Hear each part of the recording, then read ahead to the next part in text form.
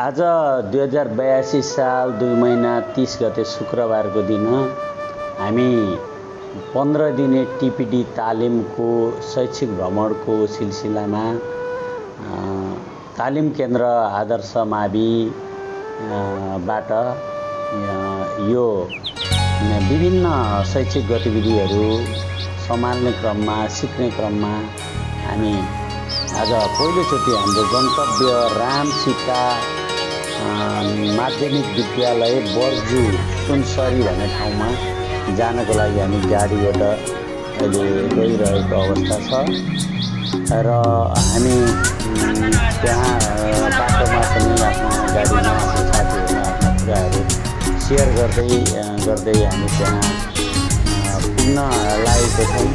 बिस्तारै हामी गाडी बगिरहेको छ भने हाम्रो मनमा नयाँ विद्यालय कस्तो होला भन्ने लागिरहेको छ। हामी प्रवेश गरिसकेको छौँ रामसीता माध्यमिक विद्यालय। यसमा चाहिँ बोट बिरुवा साथै भौतिक संरक्षण भौतिक रूपमा निकै धनी विद्यालय हामीलाई महसुस भयो। यहाँ नर्सरीदेखि 12 कक्षासम्म पढाइ हुँदो रहेछ। क्षेत्रफलको दृष्टिकोणमा चौर पनि एकदमै ठुलो नयाँ भवनहरू निर्माण भइरहेको निर्माणाधीन अवस्थामा त्यो हामीले देख्न सक्छौँ सहजै रूपमा। अब हामी त्यहाँको प्रशासनिक भवन अथवा अफिसतिर प्रवेश गर्दैछौँ। त्यहाँ अफिसमा पुगिसके पछाडि हामीलाई त्यहाँको प्रधानाध्यापक ज्यू सुरज सरले हामीलाई वेलकम गर्नुभयो। त्यसपछि सामान्य त्यहाँ परिचयात्मक कार्यक्रम भइसकेपछि हामी विद्यालयका हरेक गतिविधिलाई बिस्तारै निहाल्दै गयौँ।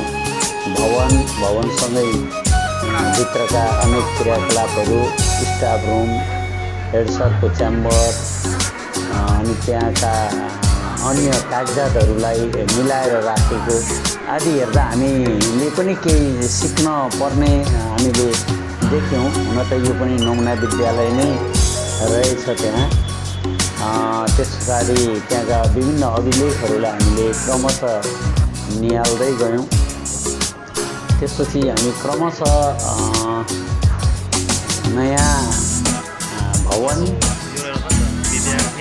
कम्प्युटर ल्याब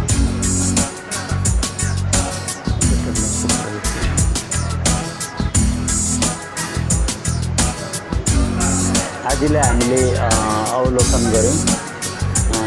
निकै राम्रो मिहिनेत गर्नुभएको रहेछ। एउटा इनर्जेटिक टिम छ हाम्रो। हामी जे 45 बिलोकै छौँ सबैजना, 2-3 जनादेखि बाहेक हाम्रो 46 हो जम्मा स्टाफ भनेर त्यहाँ हेड सरले हामीलाई जानकारी गराउनु भयो।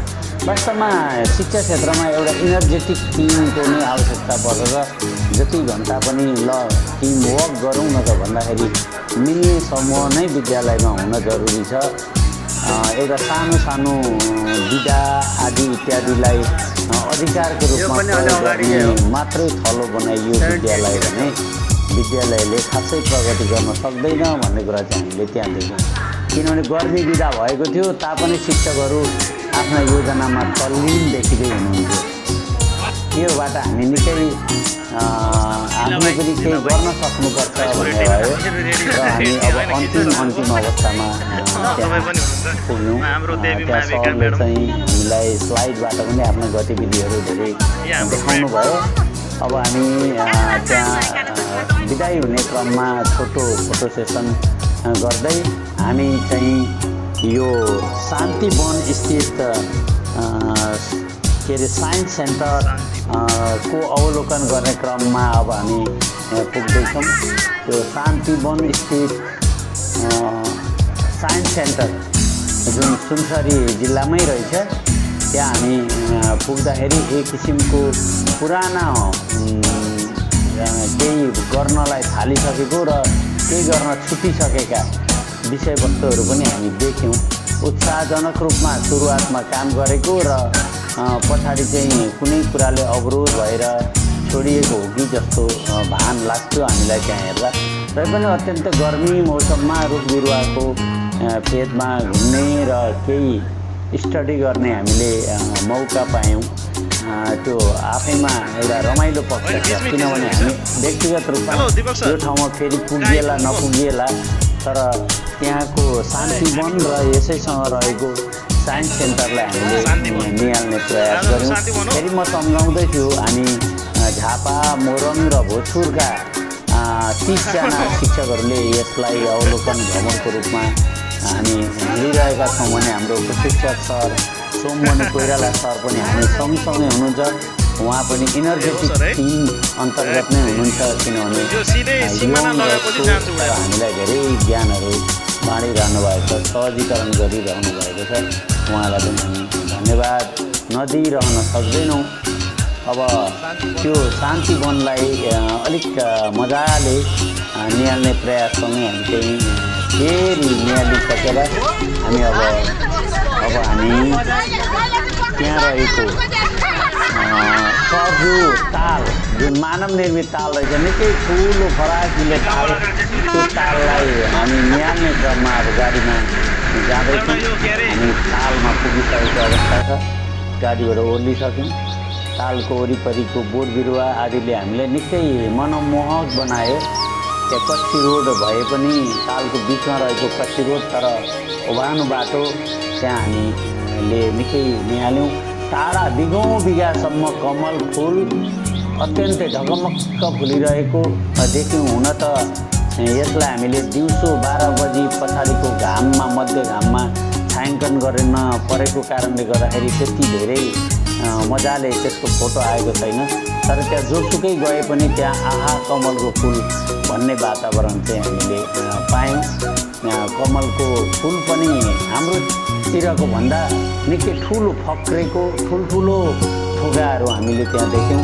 सरहरूले एउटा दुईवटा भए पनि टिप्न पाए हुन्थ्यो भन्नुभयो, तर निकै अलिक बोर्डरको छेउछाउको त्यो टिपिसकेको र अलिक बिचको फुलहरू मात्रै भएको कारणले हामी टिप्न सकेनौँ। र पनि हामी जमर्को चाहिँ गरिरहेका छौँ, अन्तिम बेलासम्म पनि एक दुई थुगा पक्कै टिप्छौँ भन्ने हामीलाई लागिरहेछ।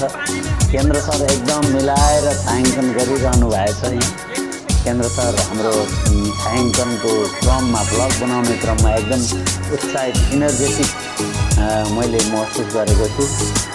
अब हामी त्यसको बिचमा एउटा चाहिँ झोलुङ्गे पुल बनाइएको रहेछ, त्यो पुल क्रस गरेर हामी पारिपट्टि जान लागिरहेका छौँ। पुलबाट पनि हामी परसम्म बिघौँ बिघा सुन्नमा आएको छ। यो लगभग 40 बिघा जति क्षेत्रफल यहाँ ओगटेको छ यो तालले भन्ने सुन्नमा आएको। अब यसको रियालिटी हामी त्यति धेरै थाहा छैन, त्यसको लागि फेरि स्टडी गर्नुपर्ला। म्याडमहरू पनि एकदम निहाली त्यसको फोटोलाई कैद गर्न खोजिरहनु भएको छ। सरहरू पनि त्यसरी नै लागिरहनु भएको छ। एकदमै रमाइलो गर्मी, प्रचण्ड गर्मी, आज लगभग 42 डिग्री तापक्रम थियो होला, तर त्यो तापक्रमलाई हामीले खासै वास्ता नगरिकन हामी चाहिँ यो छायाङ्कनमा सँगसँगै हेरिरहेका छौँ, स्टडी गरिरहेका छौँ। हामी पारिपट्टि पुगिसकेको अवस्था छ लगभग। त्यहाँबाट फेरि हामी शीतलमा बस्दै फोटो खिच्ने क्रममा हामीले थुप्रै कुराहरू, बोट बिरुवा पनि त्यहाँ हाम्रोतिर भएको भन्दा अलिक भिन्न प्रजातिका बोट बिरुवाहरू पनि देख्यौँ भने फेरि पनि हामीलाई कमल फुलले नै के गरिरहेको छ भने सताइरहेको छ। म आफै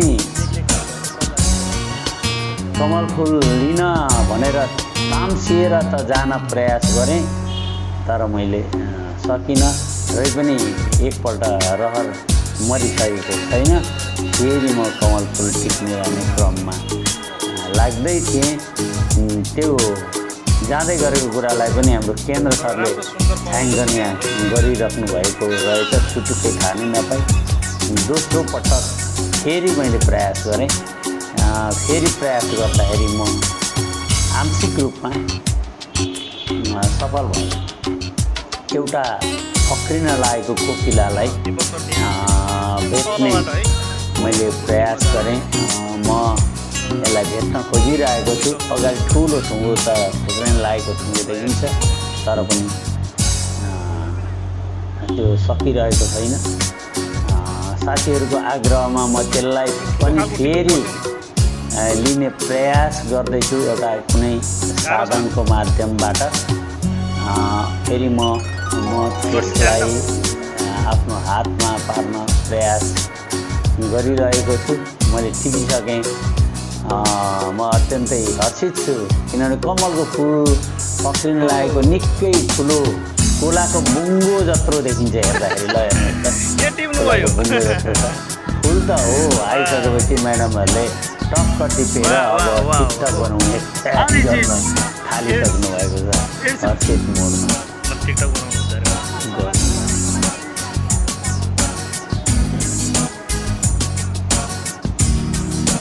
अब हामी फेरि त्यसका त्यहाँका वनस्पतिलाई निहालिरहेका छौँ, हेरिरहेका छौँ, घुमिरहेका छौँ। नयाँ नयाँ बोटबिरुवाहरू हामी देखिरहेका छौँ। केन्द्र सर पनि गुलाबको फुल कमलको फुललाई लिएर केही गर्न खोजे जस्तो गर्दै हुन्छ। उहाँको मन अलिक तुलबुल भएको हो कि जस्तो। हुन त अब हामीभन्दा कान्छो मान्छे त्यस्तो हुन पनि सक्छ। अब हामी फेरि गाडी चढेर फिर्ता हुने क्रममा हामी आइसकेको छौँ र अन्ततः हामी हाम्रो ठाउँमा आइपुगेका छौँ। गन्तव्य हाम्रो लगभग पुरा भइसकेको छ भन्दा पनि हुन्छ। हामी नर्सिङ होम